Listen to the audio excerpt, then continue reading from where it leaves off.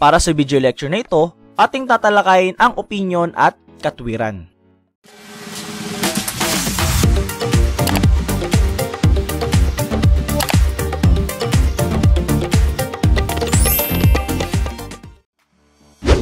Opinyon.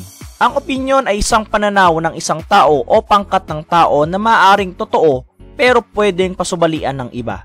Ito rin ay isang paniniwala na mas malakas pa sa impresyon, mas mahina sa positibong kaalaman na batay sa obserbasyon at eksperimento. Maaaring magpahayag ng pakiwari, kuro-kuro at saloobin sa paksa.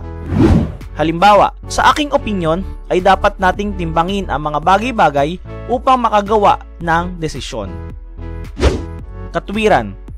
Ang katwiran ay pagbibigay ng sanhi, dahilan, pag-uugnay ng mga lipon na mga salitang nagbibigay ng katwiran o nagsasabi ng kadahilanan. Mga ginagamit na halimbawa ay ang dahil sa, sapagkat at palibhasa.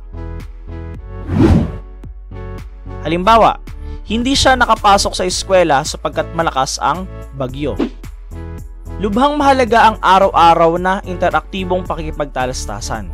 Ang pagpapahayag ng opinyon o katwiran, palagay, kuro-kuro at argumento tungkol sa mga issue, suliranin, kalagayan at kaganapan sa kapaligiran ay magbibigay sa iyo ng mga ideya upang maging handa sa pagdedesisyon sa buhay.